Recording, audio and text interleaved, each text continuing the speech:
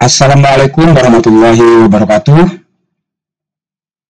Bapak dan Ibu yang saya hormati, pada video kali ini saya akan menyampaikan berita gembira berkaitan dengan pembukaan seleksi ASN CPNS khusus untuk pemerintah Kabupaten Lebak.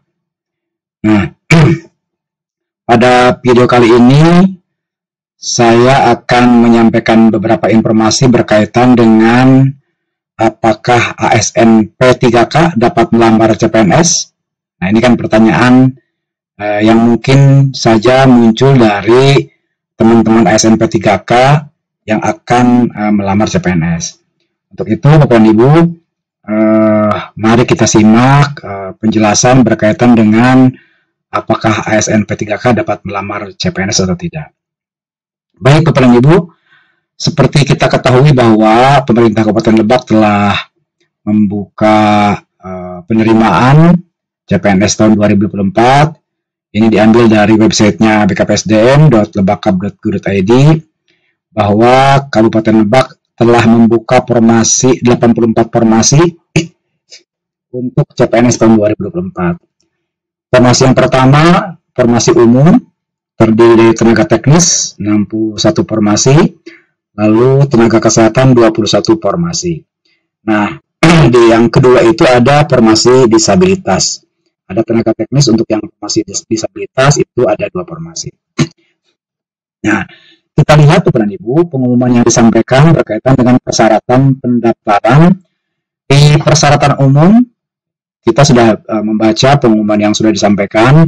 Ada di poin D itu kalimat yang kita harus cermati adalah syarat umumnya itu tidak berkedudukan sebagai CPNS, PNS, prajurit Tentara Nasional Indonesia atau anggota Kepolisian Republik Indonesia.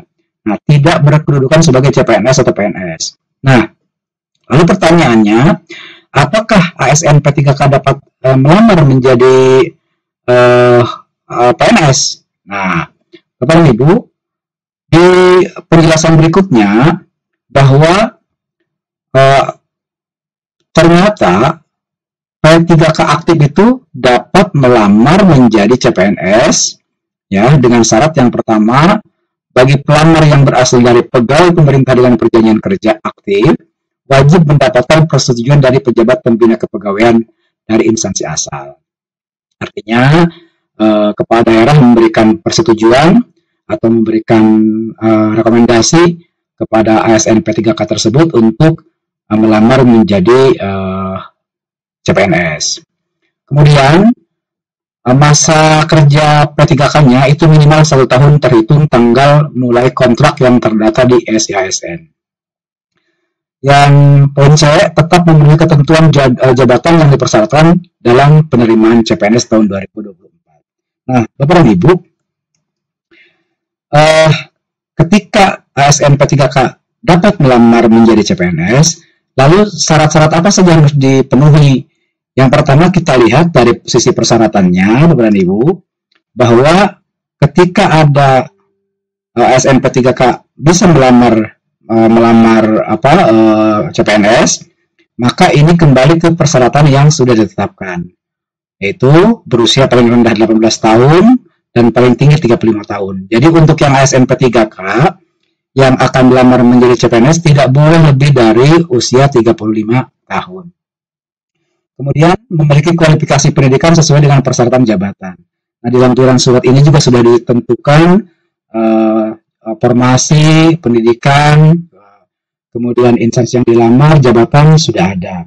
Nah, Bapak Ibu, bagi ASN P3K tetap mengacu pada persyaratan khusus yang telah dituangkan dalam pengumuman yang telah diterbitkan sesuai dengan yang kita baca pada websitenya bkpsdm.lebakap.go.id.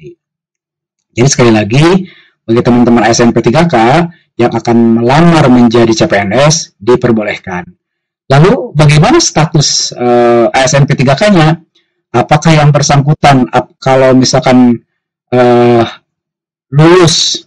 Nah, kalau lulus, Bapak dan Ibu, itu nanti akan ada perubahan di sistem yang pengalihan dari ASN P3K menjadi PNS. Dan bagaimana kalau tidak lulus? Kalau tidak lulus juga tidak apa-apa dan tidak akan diberhentikan menjadi dari ASN P3K-nya, ya. Ini kelebihan yang ada pada penerimaan formasi tahun 2024 ini. Jadi sekali lagi, Bapak dan Ibu, bagi teman-teman ASN P3K, kalau persyaratannya masih memenuhi, usia tidak lebih dari 35 tahun, kualifikasi akademiknya sesuai dengan jabatan yang dilamarnya, kemudian formasinya juga tersedia, Bapak Ibu dapat melamar menjadi ASN CPNS, lalu kemudian apabila misalkan lulus nanti Bapak Ibu akan berubah statusnya dari ASN P3K menjadi CPNS, nanti PNS ke depannya.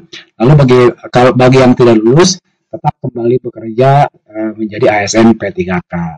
Nah, ini pengumumannya yang sudah ditentukan, dan mohon cermati juga bagi ASN P3K yang akan melamar menjadi CPNS, baca kembali ketentuan-ketentuannya, ya.